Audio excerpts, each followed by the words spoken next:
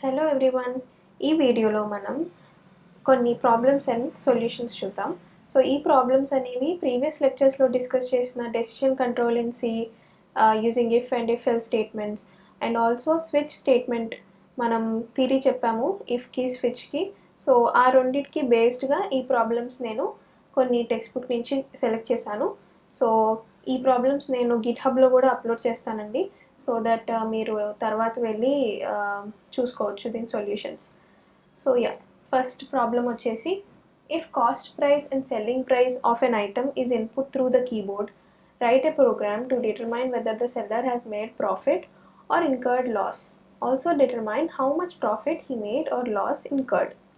Okay, so cost price selling price ఇచ్చారండి. So cost price selling price ఇచ్చేస్తే మనకి profit ఎంత అనేది కనుక్కోవాలి. అంటే ప్రాఫిట్ వచ్చిందా లేదా అనేది ఫస్ట్ కనుక్కోవాలి. అలా అయితే ఎంత ప్రాఫిట్, లేకపోతే ఎంత లాస్. సో ఇది ప్రింట్ చేయాలి. సో ఫస్ట్ మనం ఇన్పుట్ తీసుకోవాలి కాబట్టి హ్యాష్ ఇంక్లూడ్ నుంచి స్టార్ట్ చేసేస్తున్నా. Hash include stdio.h. ఓకే, దాని తర్వాత వచ్చేసి మనం ఇంట్ మెయిన్. సో మనం cost price selling price input తీసుకోవాలి కాబట్టి printf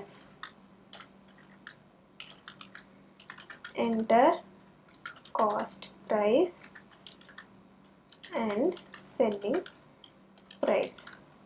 సో ఈ కాస్ట్ ప్రైస్ సెల్లింగ్ ప్రైస్ మనం ఏ ఆర్డర్లో అయితే అడిగామో అదే ఆర్డర్లో కూడా స్కాన్ చేయాలి. సో ఈ రెండు స్కాన్ చేయాలి కాబట్టి ఫస్ట్ వీటిని నేను డిఫైన్ చేసుకోవాలి. So float cost price comma selling price. Okay, so cost price selling price వచ్చింది. తర్వాత నాకు ప్రాఫిట్ ఆర్ లాస్ ఇవి కూడా కావాలి. సో ఇవన్నీ నేను వేరియబుల్స్ని డిఫైన్ చేసేసాను. సో ఇప్పుడు స్కాన్ఎఫ్ పర్సంటేజ్ ఎఫ్, ఎందుకు అంటే కాస్ట్ ప్రైస్ అనేది నాకు ఫ్లోట్ కాబట్టి పర్సంటేజ్ ఎఫ్ అని ఇస్తున్నాను. So ampersand cost price comma ampersand selling price. Okay, so ఇలా cost price selling price scan చేసేసుకున్న తర్వాత ఇప్పుడు ప్రాఫిట్ ఎంత అంటే ఒకవేళ సెల్లింగ్ ప్రైస్ కాస్ట్ ప్రైస్ కంటే ఎక్కువ ఉంటే మనకి ప్రాఫిట్ వచ్చినట్టే కదా. సో నేను profit equal to selling price minus cost price అని అన్నాను. ఒకవేళ లాస్ వచ్చింది అనుకోండి, ఒకవేళ అప్పుడు కాస్ట్ ప్రైసే ఎక్కువ ఉంటుంది కదా. So cost price minus selling price. So ఇప్పుడు మనం ఏం డిసైడ్ చేయాలి అంటే అసలు మనకి ప్రాఫిట్ వచ్చిందా లాస్ వచ్చిందా. సపోజ్ ఇప్పుడు మనకి ప్రాఫిట్ గ్రేటర్ దెన్ 0 అనుకోండి. ప్రాఫిట్ గ్రేటర్ దెన్ 0 అంటే మీనింగ్ ఏంటి, మనకి ప్రాఫిట్ వచ్చినట్టే. So profit if profit greater than 0, profit made profit of అని చెప్పేసి పర్సంటేజ్ డి ప్రింట్ చేసేద్దాం. కామా మేడ్ ప్రాఫిట్ ఆఫ్, ఎంత ప్రాఫిట్ మనకి పర్సంటేజ్ డి కాదు పర్సంటేజ్ ఎఫ్, ఎందుకంటే మనం ఫ్లోట్గా డిఫైన్ చేసాం కాబట్టి ప్రాఫిట్. ఓకే, సో తర్వాత ప్రాఫిట్ అయితే ఇది ప్రింట్ చేస్తాం. లేదు మనకి లాస్ వచ్చింది, ఓకే ఇక్కడే రాసేద్దాం ఎల్స్ ఇఫ్. ఎప్పుడు ఇఫ్ తర్వాత ఎల్స్ని అదే లైన్లో స్టార్ట్ చేయడానికి ట్రై చేయండి, ఎందుకంటే మళ్ళీ ఎల్స్ మనకి కనబడకపోవచ్చు అప్పుడప్పుడు. సో అదే ఇఫ్ ఎక్కడైతే ఎండ్ అవుతుందో ఎల్స్ అక్కడే స్టార్ట్ అయితే ఇట్స్ క్లీన్గా అనిపిస్తుంది అనమాట. క్లీన్ కోడ్ అనొచ్చు ఒక రకంగా. So else if loss greater than 0, printf made loss of ఎంతండి లాస్ వచ్చేసి మనకి మా లాస్. ఓకే, సో ఇది కాదు ఇది కాదు రెండు కాదు అంటే ఇంకేముంటుంది, else if profit equal to 0. రెండు కాదంటే మీనింగ్ ఏంటి, ప్రాఫిట్ ఆర్ లాస్ రెండు 0. సో ఆ కేసులో మనం ఏం ప్రింట్ చేస్తామంటే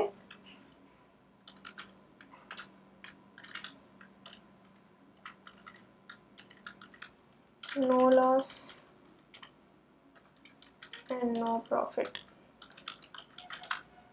ఓకే, ఇప్పుడు డైరెక్టరీలో ఉన్నాము మనము. So gcc a.c row to a. So compile అవుతుంది ప్రోగ్రామ్. కంపైల్ అయ్యి మనకి ఇక్కడ బైట్ కోడ్ అనేది జనరేట్ అవుతుంది. ఓకే, సో ఇప్పుడు నేను ls చేస్తే ఏ అనే ఒక ఎగ్జిక్యూటబుల్ వచ్చేసింది. సో ./a అని నేనంటే ఇప్పుడు మనకి ఇది ప్రింట్ అవ్వాలి, enter cost price and selling price. So cost price వచ్చేసి నేను 50 కొన్నాను అనుకోండి, సెల్లింగ్ ప్రైస్ వచ్చేసి నేను 40కి అమ్మేశాను. సో అప్పుడు నాకు లాస్, సో లాస్ ఆఫ్ 10 అదే ప్రింట్ అయింది. ఒకవేళ నేను 90కి కొని దాన్ని 190కి అమ్మితే loss, it's a profit of 100 rupees. So ఇది ఫస్ట్ ప్రోగ్రామ్. నెక్స్ట్ ప్రోగ్రామ్కి వచ్చేస్తే any integer is input through the keyboard, write a program to find out whether it is an odd or even number. So odd or ఈవెన్కి మనం first లెక్చర్లోనే ఒకసారి చూసాము. So నేను ఇప్పుడు just ఇది సింపుల్ ప్రోగ్రామ్ కదా, #include stdio.h. సో ఇది పెట్టేసి int main. సో ఒక ఇన్పుట్ తీసుకోవాలి కదా, సో దాన్ని ఇంటిజర్ అన్నారు, సో int నంబర్ అని అంటున్నాం. ఓకే, సో దాన్ని మనం ఇన్పుట్ తీసుకోవాలి కాబట్టి printf enter the number. Okay, తర్వాత మనం scanf చేసేసుకుందాం. scanf %d ఎందుకు అంటే నెంబర్ ఇంటీజర్ కాబట్టి మనం %d వాడాలి. ప్రీవియస్ ప్రోగ్రాంలో మనం %f వాడాం ఎందుకంటే అవి ఫ్లోట్ కాబట్టి. సో ఇప్పుడు నేను ఇఫ్ జస్ట్ సింపుల్ ఇఫ్ రాశాను, if number mod 2 equal to 0. So ఈవెనా కాదా అనేది ఎలా చెక్ చేస్తామంటే మాడ్యులస్ ఆపరేటర్తో చెక్ చేస్తాం. మాడ్యులస్ అంటే it gives the remainder. So ఈ నెంబర్ని 2తో డివైడ్ చేస్తే ఎంత రిమైండర్ అనేది ఇస్తుంది మాడ్యులస్ ఆపరేటర్ అనేది. సో ఒకవేళ రిమైండర్ 0 అంటే మీనింగ్ ఏంటండి, it is divisible by 2 and therefore it is even. Okay, else మళ్ళీ ఎల్స్ ఇంకా ఇక్కడ ఇఫ్ రాయాల్సిన లేదండి, ఎందుకు, ఒకవేళ ఈవెన్ కాకపోతే అది ఏమవుతుంది, ఆడే. సో జస్ట్ ఎల్స్ రాసేసి printf odd number. Okay, so ఇలా జస్ట్ సింపుల్గా ఈవెన్ ఆర్ ఆడ్ అనేది మనం కనిపెట్టచ్చు. సో ఇప్పుడు దీన్ని రన్ చేసేద్దాం.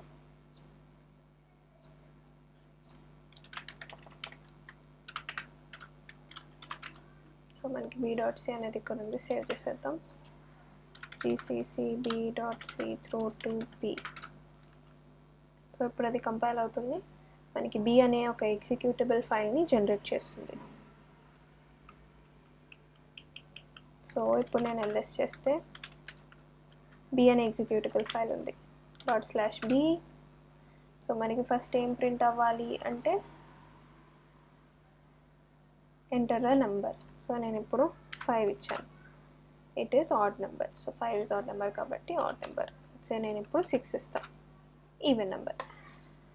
ఓకే, సో మీకు ఇక్కడ కొంచెం కంజెస్టెడ్గా ఉంది అంటే దీని పక్కన ఒక స్లాష్ అని పెట్టేయచ్చు. స్లాష్ అని అంటే న్యూ లైన్ అని.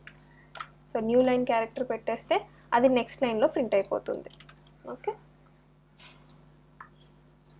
Next any year is input through the keyboard, write a program to determine whether the year is a leap year or not. So leap year అంటే ఎప్పుడు అంటామండి? సో లీప్ ఇయర్ ఎప్పుడు అంటామంటే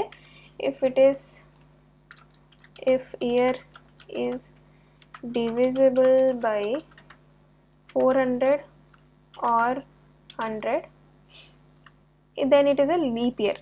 ఇప్పుడు 400తో 100తో డివైడ్ అవ్వకపోతే, if not 4తో divide అవ్వాలి. Okay, should be divisible by 4. So first మనం hash include రాసేద్దాం. hash include stdio.h. Okay, తర్వాత int name. సో ఇప్పుడు మనం ఈ ఇయర్ అనేది కీబోర్డ్ ద్వారా ఇన్పుట్ తీసుకోవాలి. సో ఆ ఇయర్ని నేను ఇంట్ అని డిక్లేర్ చేస్తున్నా, ఎందుకంటే ఇయర్ ఎప్పుడు ఫ్లోట్లో ఉండదు కదా, డెసిమల్స్లో ఉండవు కదా. సో ఇంట్ ఇయర్ ఇచ్చేసి printf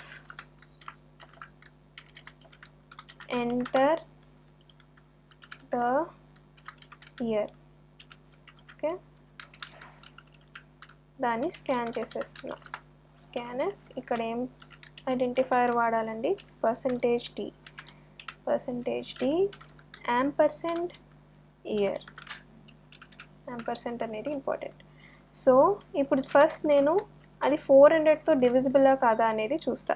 if year mod 400 equal to 0. Okay, ఒకవేళ 400తో డివిజిబుల్ అయితే, తర్వాత if year mod 100 equal to 0. So ఇప్పుడు ఇక్కడ ఆర్ కదండి, year should be divisible by 400 and 100. So ఇక్కడ రెండిటితో డివిజిబుల్ అవ్వాలి. సో అందుకే if year mod 400 equal to 0 and year mod 100 రెండు అవ్వాలి కాబట్టి నెస్టెడ్ ఇఫ్ రాసామండి. ఒకవేళ రెండిట్లో ఒకటే అవ్వాలి అంటే మనం ఎల్స్ ఇఫ్ రాస్తాం. సో ఇది మన నెస్టెడ్ ఇఫ్. ఓకే, సో రెండు అయినాయి అంటే printf leap year. Okay, so రెండు అవ్వలేదు, దాంట్లో ఒకటి ఫెయిల్ అయింది అనుకోండి, ఎల్స్ 100తో డివిజిబుల్ అవ్వలేదు అంటే ఇప్పుడు నేను just printf not leap year.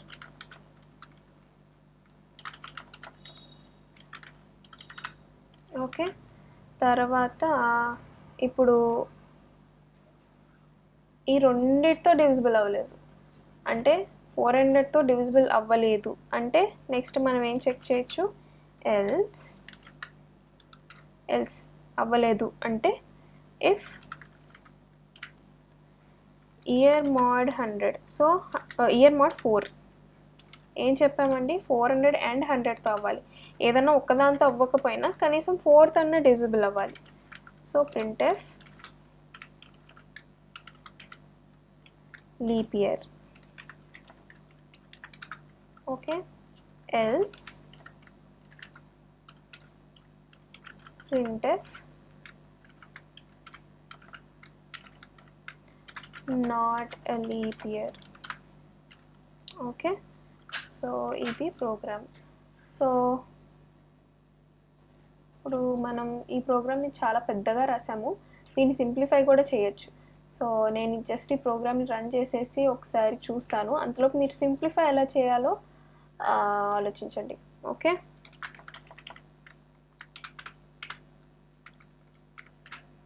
Okay, lsc.c.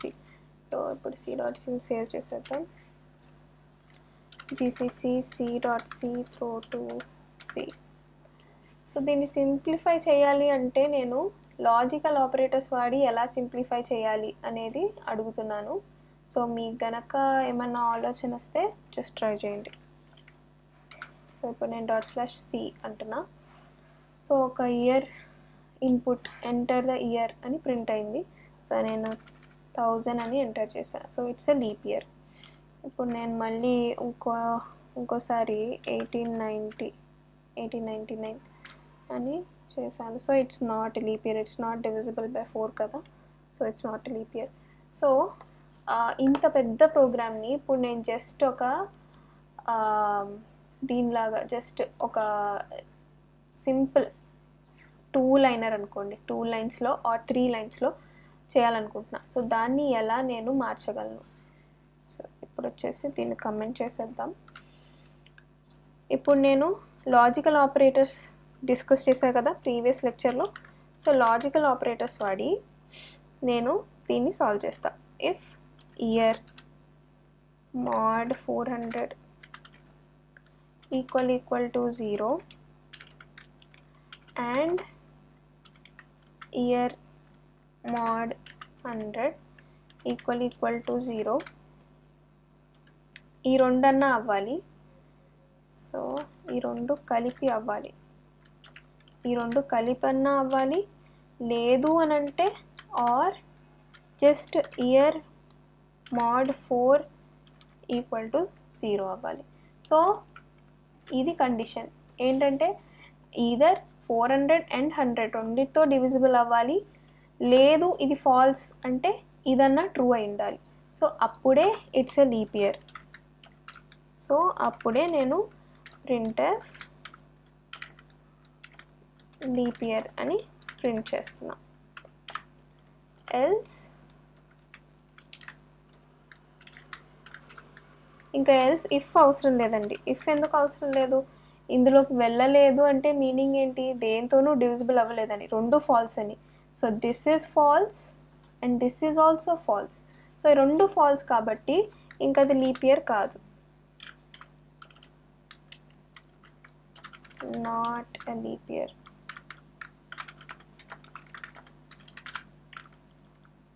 Okay, so ఇది ఇంత పెద్ద ప్రోగ్రామ్ని, ఇఫ్ ఎల్స్ని, నెస్టెడ్ ఇఫ్ని మనం జస్ట్ లాజికల్ ఆపరేటర్స్ వాడి జస్ట్ 4 లైన్స్లోకి రెడ్యూస్ చేసేసాం. ఓకే, సో అండ్ ఇంకో పాయింట్ ఏంటంటే ఈ ఇఫ్ లోపల జస్ట్ ఒకటే స్టేట్మెంట్ ఉంటే ఈ క్లోజింగ్ బ్రాకెట్స్ అవసరం లేదండి. You can remove the closing brackets. But నేను ఎందుకు వాడతాను అంటే ఒకవేళ నేను నెక్స్ట్ వచ్చి ఈ ఇఫ్ని ఎక్స్టెండ్ చేయాలనుకుంటున్నానండి, సంథింగ్ రాయాలనుకుంటున్నాను. సో అప్పుడు నేను ఏం చేయాలంటే మళ్ళీ వెళ్ళి ఈ క్లోజింగ్ బ్రాకెట్స్ పెట్టాలి. అండ్ ఆల్సో మనం ఒక్కొక్కసారి కొంచెం కోడ్ అర్థం కాదు. ఏంటంటే జస్ట్ నేను ఇలా ఇఫ్ అని ఇలా పెట్టేసి బ్రాకెట్స్ పెట్టకపోతే, ఒక్క నిమిషం. సో ఇఫ్ అని ఇలా పెట్టేసి నేను బ్రాకెట్స్ పెట్టకపోతే ఈ కింద ఉన్నదంతా ఇఫ్ కిందే అని నేను అనుకోవచ్చు ఒక్కొక్కసారి. సో అది కొంచెం కన్ఫ్యూజింగ్గా ఉంటుంది. సో అందుకే నేను ప్రతిసారి ఇఫ్ రాస్తే నేను ఎన్క్లోజింగ్ బ్రాకెట్స్ అనేది పెడతా, ఎల్స్కి కూడా పెడతా.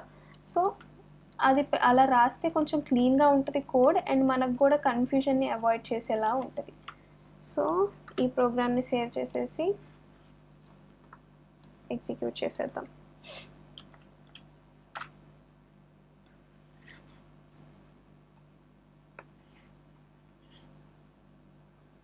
చూసారు కదండి, జస్ట్ లాజికల్ ఆపరేటర్స్ వాడి ఎంత సింపుల్గా మనం ప్రోగ్రామ్ని రాసేసాము. So that is the power of logical operators. So ఇప్పుడు నేను ప్రోగ్రామ్ని ఎగ్జిక్యూట్ చేస్తున్నా. 866 is not a leap year. Okay, so ఇది సింపుల్ లాజికల్ ఆపరేటర్స్ వాడాలి, ఎలా వాడాలి అనేది. ఓకే, సో నెక్స్ట్ ప్రాబ్లం వచ్చేసి, if a 5-digit number is entered through the keyboard, write a program to obtain the reverse number and to determine whether the original and reverse numbers are equal or not. So ఒక 5-digit number ఇచ్చారు, దాన్ని reverse చేసి మనం ఏం print చేయాలంటే if reverse చేసిన number కూడా equal to original number అయితే ఎస్ దే ఆర్ ఈక్వల్ అని ప్రింట్ చేయాలి. సో ఫర్ ఎగ్జాంపుల్ ఇప్పుడు నేను 900100 జస్ట్ 5-digit నెంబర్ అన్నారు కదా, సో 90109. ఓకే, సో ఈ 5-digit నెంబర్ని నేను రివర్స్ చేసినా కూడా 90109 వస్తుంది. సో ఇలా ఉందా లేదా అనేది మనం ప్రింట్ చేయాలి. సో ఏం చేద్దాం, ఇలాంటి నెంబర్స్ని ఏమంటారంటే పాలిండ్రోమ్ అంటారండి. సో పాలిండ్రోమ్ అంటే మనం ఎలా చూసినా, ముందు నుంచి పలికినా వెనకాల నుంచి పలికినా సేమ్ స్పెల్లింగ్ అనేది వస్తుంది. Same spelling or same characters ఉన్నదాన్ని ప్యాలిండ్రోమ్ అంటారు. సో ఇప్పుడు మనం ప్రీవియస్ లెక్చర్లో ఆల్రెడీ మనం ఇది చూసాం, how to reverse 5 digit number అనేది చూసాం. సో నేనేం చేస్తున్నానంటే జస్ట్ ఇది నేను కాపీ చేసేస్తున్నా. ఓకే, సో దీన్ని కాపీ చేసేస్తున్నాను. చేసేసి ఇక్కడ ప్రింట్ చేసేద్దాం. hash include stdio.h రాసేసి ఓకే రాసేసి int name. సో నేను ఈ మొత్తం ఇదే ఒకే దగ్గర ఉండడం నాకు కొంచెం నచ్చట్లేదు. సో నేనేం చేస్తానంటే int ఇది ఒక మెథడ్లోకి రివర్స్ నంబర్ మెథడ్లోకి రాసేస్తున్నాను. అదేం చేస్తుందంటే జస్ట్ నమ్ అనే ఒక ఇంటిజర్ని ఇన్పుట్గా తీసుకుని మనకి ఆ రివర్స్ అనేది మనకి రిటర్న్ చేస్తుందండి. ఓకే, సో రివర్స్ నమ్ అనేది కూడా ఒక integer.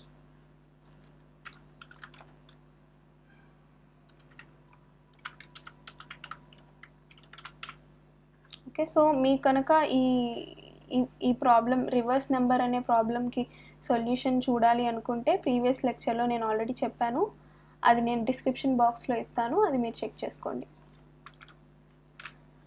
Okay, so enter the 5 digit number. 5 digit number enter చేసేసాక మనం ఇక్కడ రివర్స్ నెంబర్ అనేది ఇలా రాసేసి reverse underscore number equal to reverse underscore number of num. Okay, so అది మనకి ఈ 5 డిజిట్ నెంబర్కి రివర్స్ అనేది ఇచ్చేస్తుంది. ఇప్పుడు మనకి జస్ట్ ఒక ఇఫ్ స్టేట్మెంట్ రాస్తే సరిపోతుంది. ఇఫ్ రివర్స్ అండర్స్కోర్ నమ్ ఈక్వల్ టు నమ్ then printf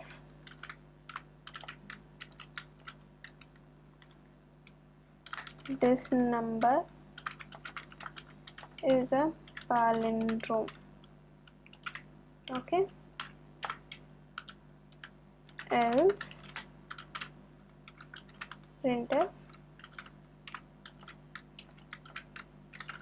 this number is not a palindrome. Okay, so ఇది మన ప్రోగ్రామ్ సేవ్ చేసేద్దాం. సేవ్ చేసేసి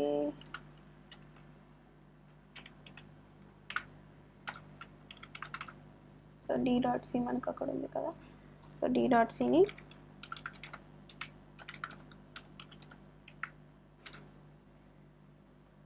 సో ఈ మెథడ్ అనేది పైన రివర్స్ అండర్స్కోర్ నమ్ అని డిఫైన్ చేసాం కదా. సారీ, ఇది మనం రిటర్న్ చేయట్లా, రిటర్న్ rev అండర్స్కోర్ నమ్.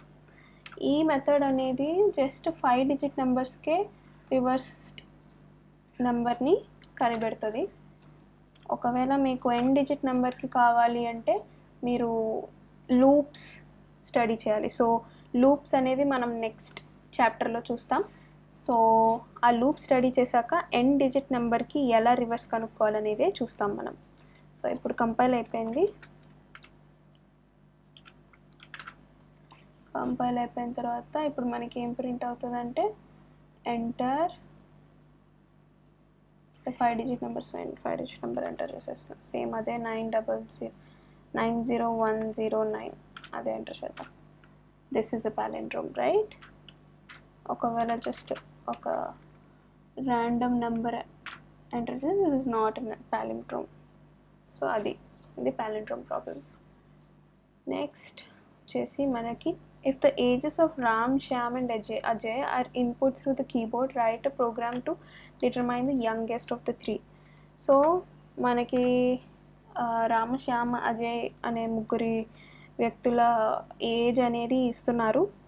సో ఆ ఏజ్ బట్టి మనం ఎవరు యంగెస్ట్ అంటే ఎవరు చిన్నవాళ్ళు అనేది మనం కనిపెట్టాలి. So hash include stdio.h int main. So ఇలా రాస్తాం కదా. నాకు ఇక్కడ ఏజెస్ అనేవి ఇంటిజర్లోనే ఉంటాయి కదా. So Ram age, Shyam age, Ajay age. So ఈ 3 వేరియబుల్స్ని నేను జస్ట్ డిఫైన్ చేసేసాను. తర్వాత printf enter రామ్స్ ఏజ్ అని పెట్టి స్కాన్ఎఫ్ పెట్టేస్తున్నా. స్కాన్ఎఫ్ %d, ఎందుకు అంటే it's an integer Ram age. Okay, అలానే మనము Shyam age and Ajay age కూడా ఇలానే ప్రింట్ చేసి స్కాన్ చేసేద్దాం. సో ఇది Shyam.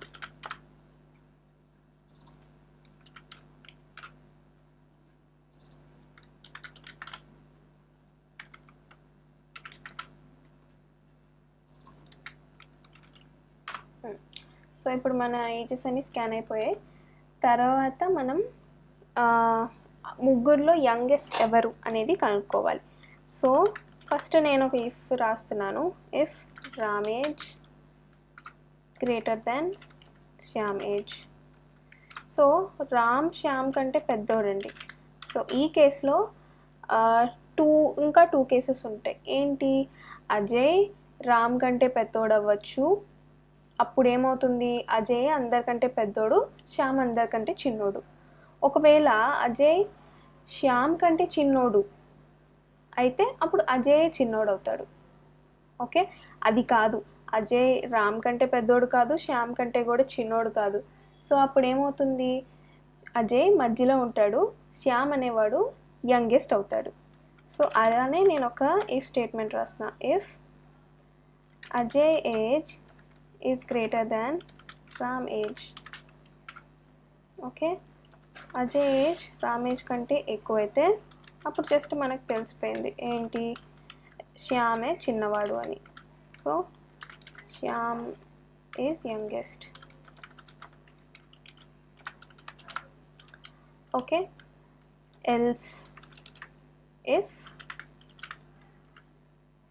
Ajay age is less than Ram age కంటే తక్కువ.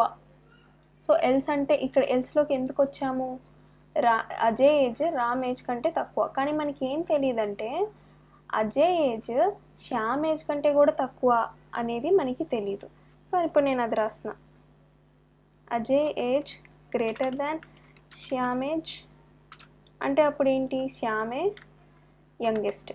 సో ఇప్పుడు నేను ఏం చేయొచ్చు అంటే ఇది కూడా ఇక్కడే పెట్టేయచ్చు, ఆర్ కదా. ఎందుకు, అజయ్ ఏజ్ అనేది రామ్ ఏజ్ కంటే ఎక్కువ ఉన్నా, అజయ్ ఏజ్ అనేది శ్యామ్ ఏజ్ కంటే ఎక్కువ ఉన్నా శ్యామే యంగెస్ట్. ఓకే, సో ఈ రెండు కాదు, అప్పుడు ఏమవుతుంది, Ram age greater than Shyam ఏజ్లో Ajay age greater than Ram age కాదు, Ajay age greater than Shyam age కూడా కాదు. అప్పుడు ఏమవ్వచ్చు, what is the next possibility, let's say ఈ రెండు wrong. So Ajay age is less than Ram age, Ajay age is less than Shyam age. So అప్పుడు Ajay age is less than both Ram age and Shyam age. So అప్పుడు ఏమవుతుంది, ఇంకా మనకి ఇఫ్ అవసరం లేదు. అప్పుడు మనం ఏం చెప్పేయచ్చు అంటే అజయే యంగెస్ట్ అని చెప్పేయచ్చు. ఎందుకు, ఈ స్టేట్మెంట్ ఫాల్స్ ఎప్పుడవుతుందండి, ఈ స్టేట్మెంట్ ఫాల్స్ ఎప్పుడవుతుంది, రెండు ఫాల్స్ అయినప్పుడు. అంటే Ajay age is less than Ram age and Shyam age is less than Ajay age is less than Shyam age. So రెండిటికంటే తక్కువ ఉంది కాబట్టి అజయే మనకి యంగెస్ట్. ఓకే, తర్వాత ఇప్పుడు ఇక్కడ ఎల్స్ రాద్దాం. So Ram age less than Shyam age అది మనకి తెలుసు ఇప్పుడు. So Ram age less than Shyam age, ఒకవేళ రామ్ ఏజ్ అనేది లెస్ దాన్ అజయ్ ఏజ్ కూడా అయిందనుకోండి. So Ajay age is greater than Ram age అనుకోండి. సో ఈ కండిషన్ ఎందుకు బ్రేక్ అయింది? ఇక్కడికి వచ్చామంటే మీనింగ్ ఏంటండి? ఈ కండిషన్ బ్రేక్ అయిందనే కదా. సో రామ్ శ్యామ్ కంటే చిన్నోడు. ఓకే, ఒకవేళ రామ్ అజయ్ కంటే చిన్నోడు అయితే ఇక్కడ Ram age is less than Ajay's age. అప్పుడే మనం ఏం చెప్తాం? రామ్ ఈజ్ యంగెస్ట్ అని చెప్తాం. Sorry, printf Ram is youngest. Okay, అది కాదు, ఒకవేళ Ajay age less than Ram age. So ఈ కండిషన్లో ఎంటర్ అవ్వలేదు అంటే ఏంటి? Ajay age is less than Ram age. So Ajay age Ram age కంటే తక్కువ. అండ్ ఆల్సో రామ్ ఏజ్ అనేది శ్యామ్ ఏజ్ కంటే తక్కువ. ఓకే, సో ఇప్పుడు మనకి ఆర్డర్ ఎలా ఉందంటే, ఇక్కడికి వచ్చేసరికి మన ఆర్డర్ ఎలా వస్తుందంటే అజయ్ ఏజ్ అనేది రామ్ ఏజ్ కంటే తక్కువ. ఓకే, అండ్ రామ్ ఏజ్ అనేది శ్యామ్ ఏజ్ కంటే ఎక్కువ. ఇప్పుడు మనకి ఏం తెలియాలి అంటే రామ్ ఏజే ఎక్కువ, అజయ్ ఏజ్ కంటే రామ్ ఏజ్ ఎక్కువ, శ్యామ్ ఏజ్ కంటే రామ్ ఏజ్ కంటే శ్యామ్ ఏజ్ ఎక్కువ. బట్ మనకి ఏం తెలియదంటే శ్యామ్ ఏజ్ అనేది అజయ్ ఏజ్ కంటే ఎక్కువ కాదా అనేది తెలీదు. ఓకే, సో దీన్ని బట్టి మనకి ఏం అర్థమవుతుందంటే శ్యామ్ ఏజ్ అనేది రామ్ ఏజ్ కంటే ఎక్కువ. ఓకే, శ్యామ్ ఏజ్ అనేది రామ్ ఏజ్ కంటే ఎక్కువ. అండ్ ఆల్సో అజయ్ ఏజ్ అనేది రామ్ ఏజ్ కంటే తక్కువ. సో ఇది మనకు అర్థమైంది. సో ఈ 3 కండిషన్స్ని మనం బేస్ చేసుకుంటే అప్పుడు ఏంటి, మనకి ఏమర్థమవుతుంది? Shyam age is greater than Ram age, also Ram age is greater than Ajay age. So ఇదే ఆర్డర్లో ఉంది కాబట్టి అజయ్ ఈజ్ యంగెస్ట్. ఇంకా ఇఫ్ అవసరం లేదు, అజయ్ ఈజ్ యంగెస్ట్.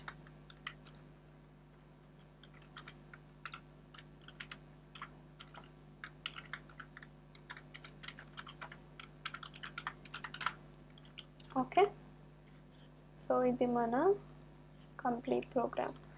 సో ఇది మనం రన్ చేసేద్దాం.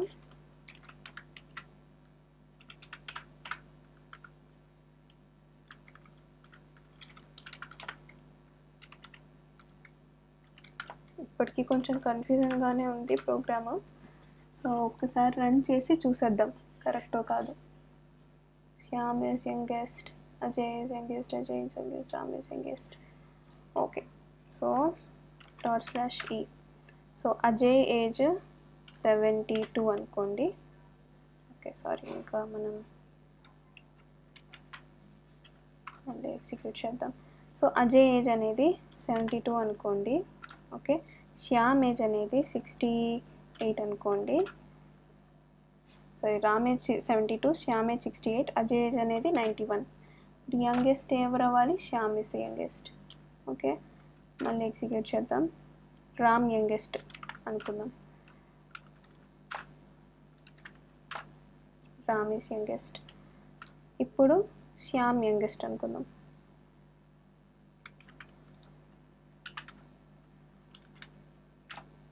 Shyam is youngest. సో ఇది. సో ఇఫ్ నెస్టెడ్ ఇఫ్ ఎల్స్లు ఇంత కొంచెం కాంప్లెక్సిటీ ఉన్నప్పుడు మనం జస్ట్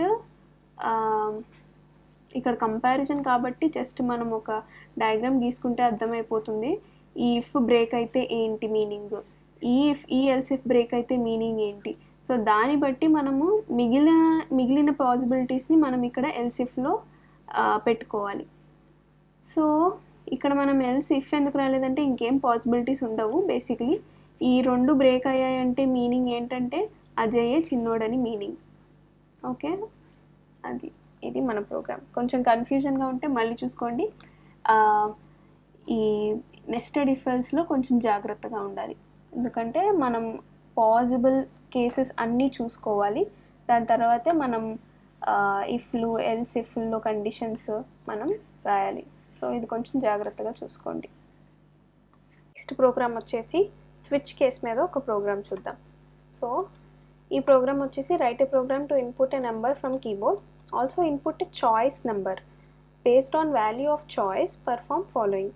సో ఒక నెంబర్ ఇన్పుట్ తీసుకోవాలి, ఆల్సో ఒక చాయిస్ అనే నెంబర్ని ఇన్పుట్ తీసుకోవాలి. సో చాయిస్ నెంబర్ వాల్యూ బట్టి మనం ఆ నెంబర్కి అప్లై చేసే ఫంక్షన్ డిఫరెంట్ ఫంక్షన్స్ అప్లై చేసి మనం చూడాలి. ఓకే, సో స్టార్ట్ చేసేద్దాం. Hash include stdio.h int main. So ఇక్కడ మనం నంబర్ ఇన్పుట్ తీసుకోవాలి, చాయిస్ కూడా ఇన్పుట్ తీసుకోవాలి. సో ఇంటిజర్ నెంబర్ అని అనుకుంటున్నాను, ఇంట్ నంబర్ కామా చాయిస్ మనకి ఇంటిజర్ అని తెలుసు, ఎందుకంటే పాసిబుల్ వాల్యూస్ మనకు ఆల్రెడీ ఇచ్చేసారు.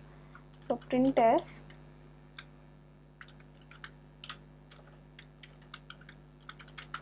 ఎంటర్ నంబర్ అండ్ చాయిస్, అదే ఆర్డర్లో ఎంటర్ చేయాలండి. Scanner %d ampersand number comma ampersand choice. Okay, so ఇప్పుడు మనం చాయిస్ వాల్యూ బట్టి మనం కొన్ని ఈ ఆపరేషన్స్ పర్ఫామ్ చేయాలి కాబట్టి స్విచ్ అనేది వాడుతున్నానండి. So switch of number choice, ఎందుకు చాయిస్ మీద ఉన్న వాల్యూని బట్టి చాయిస్ ఎలా వాడుతున్నాము అంటే చాయిస్ నెంబర్ బట్టి మనం ఇక్కడ డిసైడ్ చేయాలి కదా ఏం చేయాలి అనేది. సో దాని ప్రకారం మనం చాయిస్ మీద స్విచ్ వాడాలండి. సో ఇక్కడ ఏమంటున్నారంటే చాయిస్ నెంబర్ 1 అయితే మనం ఇక్కడ square of a number print చేయాలి. స్క్వేర్ ఎలా కనుక్కోవచ్చు అంటే జస్ట్ నెంబర్ ఇంటూ నెంబర్, ఏ స్క్వేర్ కదా, so square of a number print చేసేస్తాం. ఈవెన్ ఆర్ ఆడ్ అంటే మనం ఆల్రెడీ ఈవెన్ ఆర్ ఆడ్కి చూసాము. రివర్స్ ఆఫ్ నెంబర్ ఆల్రెడీ మనకి రివర్స్ ఆఫ్ నెంబర్ కూడా ఒక మెథడ్ అయితే డిఫైన్ చేసి పెట్టుకున్నాం. సో మన దగ్గర అన్నీ ఉన్నాయి, జస్ట్ అప్లై చేయాలి. సో ఎగ్జిట్ అనే దాని గురించి నేను మాట్లాడుతున్నాను ఇప్పుడు. ఎగ్జిట్ అనేది జస్ట్ ఒక స్టాండర్డ్ లైబ్రరీ ఫంక్షన్ అండి సిలో. సో అది ఎగ్జిక్యూట్ అయినప్పుడు ఏమవుతుందంటే ప్రోగ్రామ్ ఎగ్జిక్యూషన్ ఇమ్మీడియట్లీ టెర్మినేట్ అయిపోద్దండి, ఇమ్మీడియట్లీ స్టాప్ అయిపోద్ది. దాని తర్వాత ఏం స్టేట్మెంట్స్ ఉన్నా అవి ఏమీ ఎగ్జిక్యూట్ అవ్వకుండా ఇమ్మీడియట్గా ప్రోగ్రామ్ ఎగ్జిట్ అయిపోతుంది. ఓకే, సో అది ఎగ్జిట్. సో 4 అయితే వాల్యూ ఎగ్జిట్ చేయమంటున్నారు.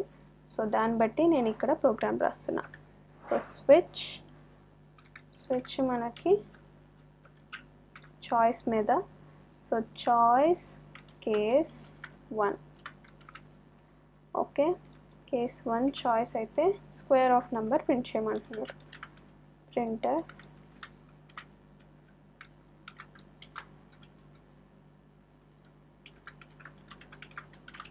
Square of number %d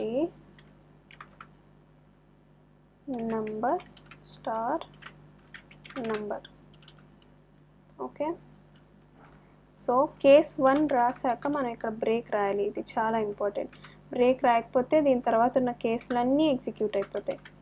so case 2 వచ్చేసి మనకి ఈవెన్ ఆర్ ఆడ్ అని ప్రింట్ చేయమన్నారు. సో ఇప్పుడు మనం ఈవెన్ ఆర్ ఆడ్కి ఆల్రెడీ ప్రోగ్రామ్ రాసాము, దాన్ని మనం యూజ్ చేసుకోవచ్చు. If number equal to okay, so దాన్ని తీసుకొచ్చి నేను ఇక్కడ పెడుతున్నా.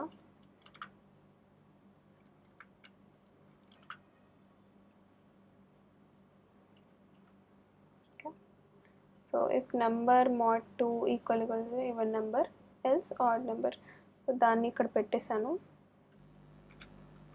దాని తర్వాత బ్రేక్ రాయాలి.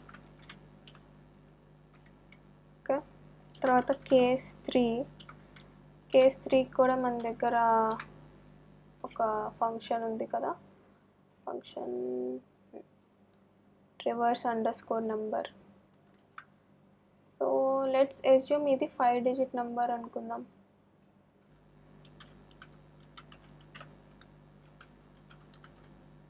ఓకే, 5 డిజిట్ నెంబర్ కాబట్టి ఈ రివర్స్ అండర్స్కోర్ నెంబర్ అనే ఫంక్షన్ని మనం వాడుకోవచ్చు. సో ప్రింటర్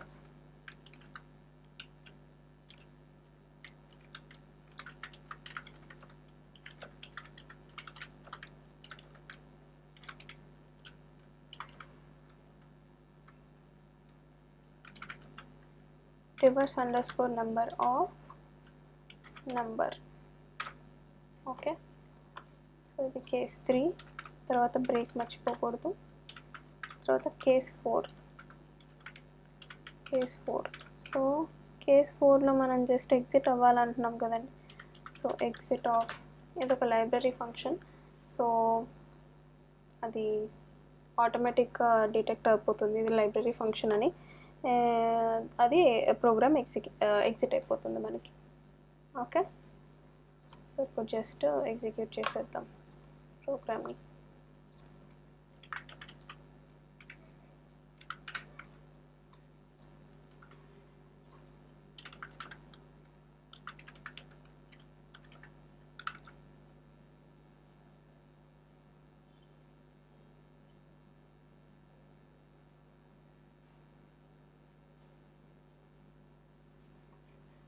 వన్ వార్నింగ్ అన్నారు. ఎగ్జిట్ ఆఫ్ 0 ఇద్దాం.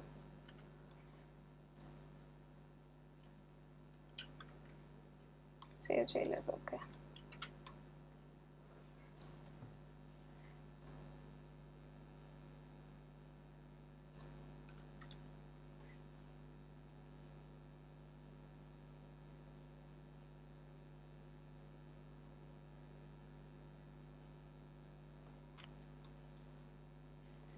సో ఇది stdlib.h అనే లైబ్రరీ నుంచి వస్తుందండి ఎగ్జిట్ అనేది.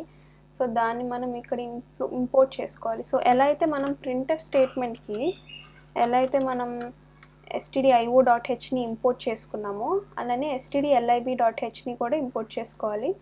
సో అది ఇంపోర్ట్ చేసుకోలేదు కాబట్టి మనకి వార్నింగ్ వచ్చింది అక్కడ. సో ఇప్పుడు షుడ్ బి ఫైన్. సేవ్ చేసేసి మనం దీన్ని సేవ్ చేసేసి మళ్ళీ ఎగ్జిక్యూట్ చేసేద్దాం.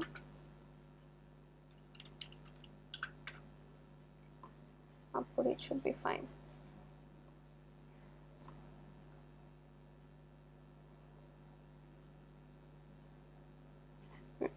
సో ఇప్పుడు ./f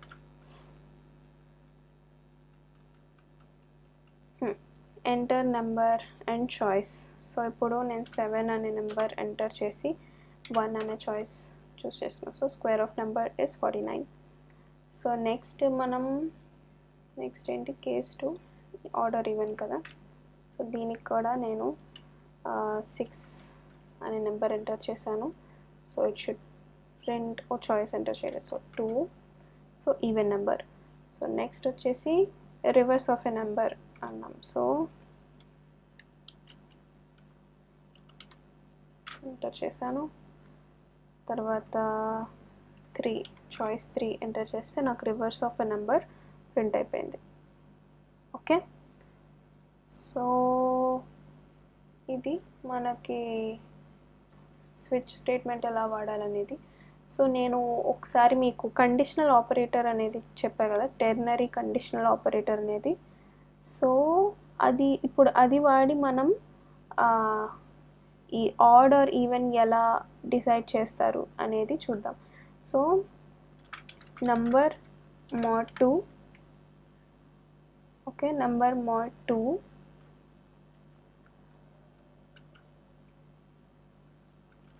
కండిషన్ పెట్టేద్దాం. Number mod 2 equal to 0 true అయితే then printf even, else print odd. Okay, ఒక్కసారి టెర్నరీ ఆపరేటర్ వాడి మనం చూద్దాం ఆడ్ ఈవెన్ ఎలా వర్క్ చేస్తుంది అనేది.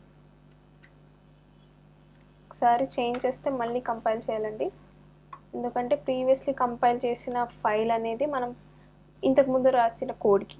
సో ఒకసారి మళ్ళీ మనం కోడ్లో చేంజెస్ చేసాము అంటే మళ్ళీ కంపైల్ చేయాలి, ఎగ్జిక్యూటబుల్ అప్డేట్ అవ్వాలి కదా. సో అందుకోసం మళ్ళీ కంపైల్ చేశాను. మళ్ళీ ఇప్పుడు నేను ఎగ్జిక్యూటబుల్ని రన్ చేస్తున్నా 7 2 ఆడ్. సో ఇది మన టెర్నరీ ఆపరేటర్. సో ఇక్కడ condition statement to be executed if condition is true, else statement to be executed if condition is false. Okay, so ఇది మన switch statement with cases and also ternary operator వాడి ఎలా మనం just ఒక ఇదివరకు అయితే దీన్ని ఎన్ని లైన్స్లో రాసామనేది చూద్దాం. సో దీన్ని మనం 1 2 3 4 5 లైన్స్లో రాసాము. సో 5 లైన్స్లో రాసింది నేను జస్ట్ 1 లైన్కి రెడ్యూస్ చేయగలిగాను. So that is the power of conditional operator. Okay, so ఈ లెక్చర్కి ఇంతేనండి. సో ఈ ప్రాబ్లమ్స్ విత్ సొల్యూషన్స్ నేను గిట్హబ్లో అప్లోడ్ చేసి లింక్ డిస్క్రిప్షన్ బాక్స్లో ఇస్తాను. సో మీరు చెక్ చేసుకోవచ్చు, మీరు సొంతంగా కూడా ట్రై చేయొచ్చు ఈ ప్రాబ్లమ్స్ని. ఓకే, సో ఈ లెక్చర్ కనుక మీకు నచ్చినట్లయితే please like, share and subscribe to my channel. Okay, bye.